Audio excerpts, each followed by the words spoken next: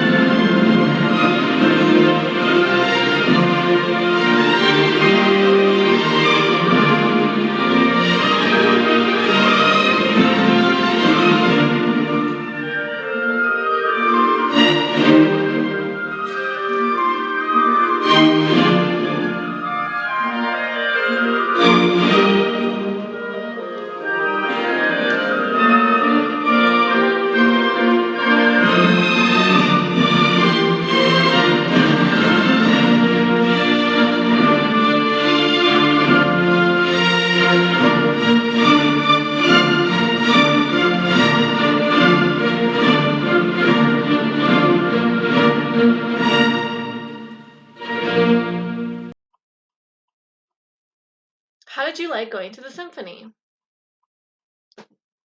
I know we weren't able to listen to all of the music because we only have so much time here for online learning, but hopefully you can go ahead now and watch some more videos of symphonies on YouTube. Well, today there are 15 classes who are going to the symphony. Each class has 23 students. How many students are going to the symphony? Do you think there's going to be more than 23 students that go to the symphony? Or do you think there's going to be less than 23 students that go to the symphony? If you were thinking more, you're right. The evidence in the story tells us there are 15 classes going to the symphony.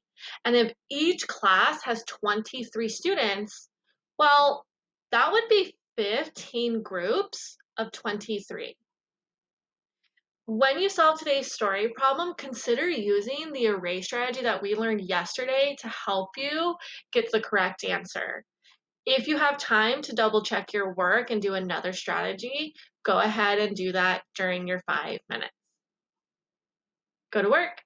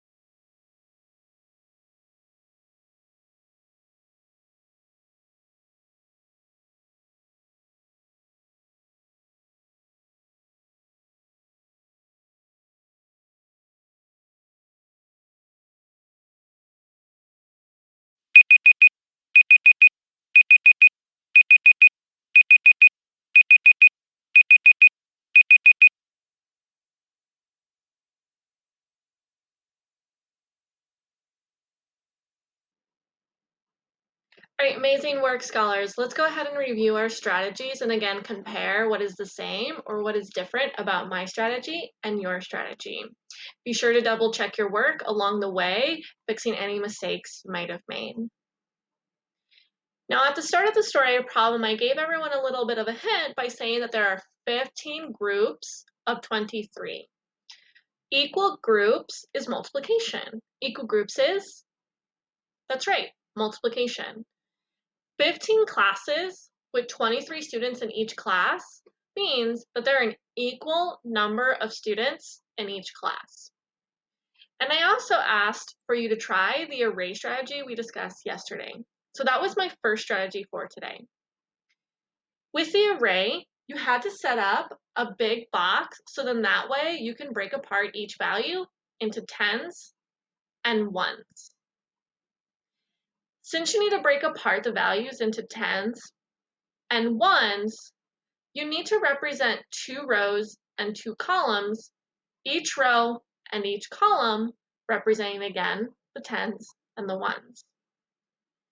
I labeled my rows 15 and breaking apart 15 into 10 and 5. I labeled my columns as 23, labeling the column 20, and 3 for the tens and the ones. My number sentence for my top left array is 10 times 20, which equals 200. My number sentence for my top right array is 10 times 3, which equals 30. My number sentence for my bottom left array is 5 times 20, which equals 100. Last but not least, my last number sentence in the bottom right array is 5 times 3, which equals 15. I wanted to keep the columns together, so 200 plus 100 equals 300. 30 plus 15 equals 45. 30 plus 45 equals 345. So there are 345 students going to the symphony. How did you do? Awesome. If you got that one correct, say way to go me. If we write a complete sentence that answers the question, 345 students are going to the symphony. A number sentence that matches our work, if we use multiplication, 15 times 23 equals 345. I wrote a second number sentence because I wanted to show the arrays for each partial product. For each, that's right. Remember, these were called partial products. So in order for me to get 200, I had to add the number sentence 10 times 20. And in order for me to get 30, I also had to add the number sentence 10 times 3. So again, this second number sentence also matches my work. It just shows each array that I created in my strategy. Take about 5 to 10 seconds to double check any of the mistakes that you might have made and ensuring you have the correct answer. Then prepare your scratch piece of paper for question number 2. All of our questions today are going to be on multiplication practice.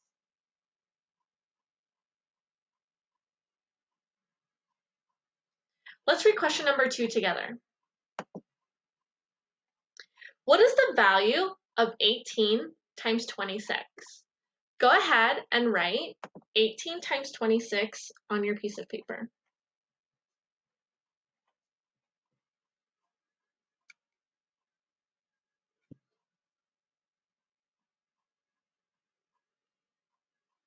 Let's continue the strategy that we've been using since yesterday, where we create an array, breaking it into 4 equal arrays, showing the tens and the ones. Again, make your array big enough so that you can write a number sentence inside each array and include the partial product.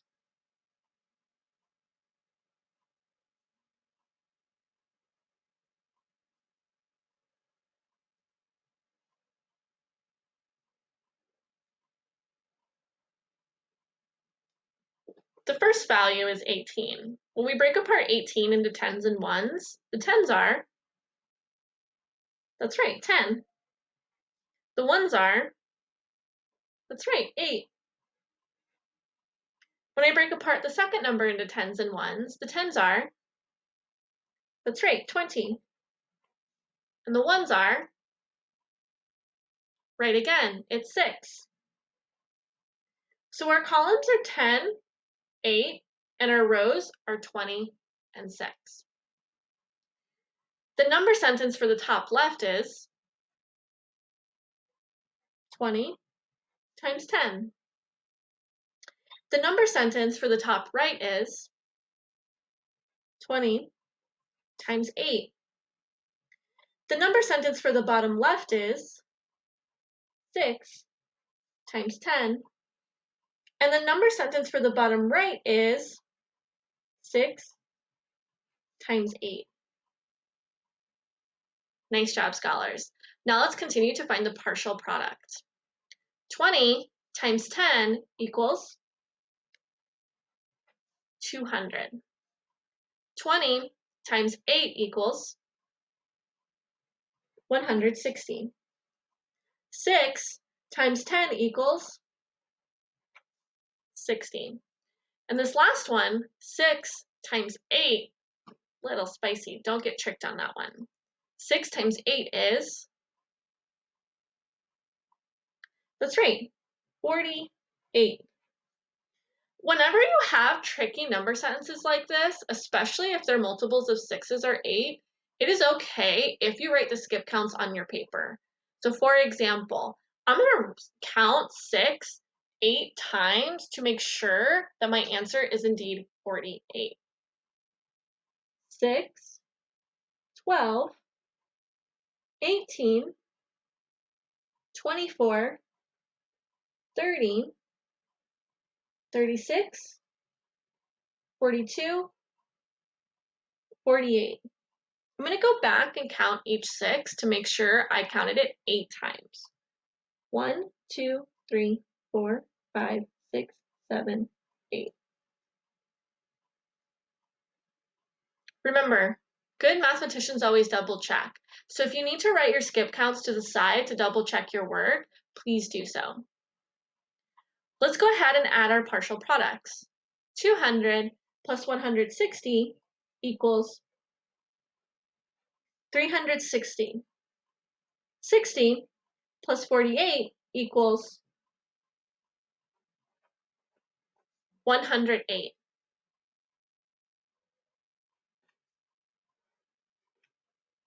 When we add 360 with 108,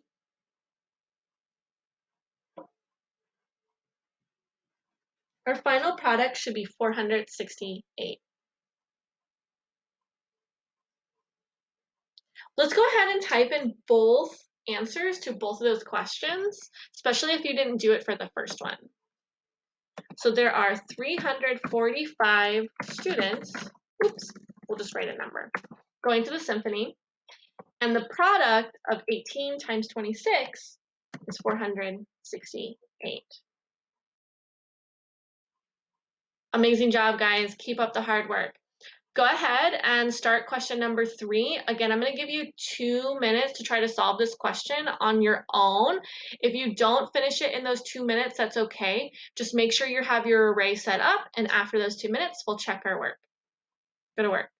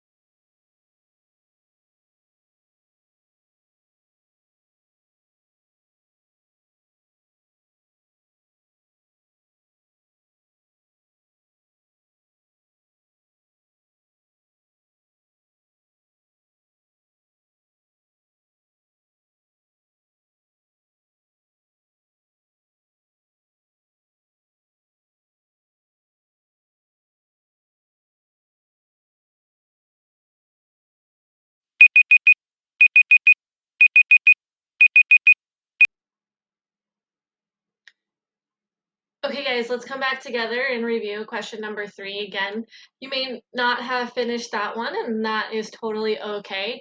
Let's just make sure that our array is set up correctly and we have all the correct number sentences to find our partial product. So we need to find the product of 16 times 22. So I broke apart 16 into 10 and 6 and labeled that as my columns. I then went ahead and broke apart 22 into 20 and 2, and then labeled that as my rows. So my first number sentence in my top left was going to be 20 times 10. My second number sentence in my top right is 20 times 6. My number sentence in my bottom left is 2 times 10. And then my number sentence in my bottom right is 2 times 6. You may not have these number sentences in this exact order, but you should have number sentences specifically showing multiplying the tens with the ones. And again, it does not have to be in this order. Okay, once you found all the partial products, 20 times 10 equaled 200.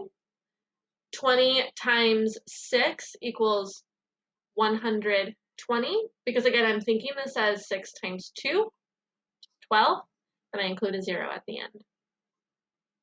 2 times 10 equals 20. 2 times 6 equals 12. I'm going to add the rows here. So 20 times 12 equals 32. And then 200, well, not 20 times 12, 20 plus 12 equals 32. And then 200 plus 120 equals 320. When I combine 320 with 32, we get 352.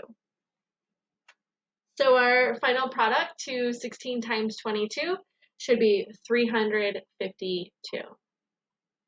Let's go ahead and type in that answer in the blank space as well.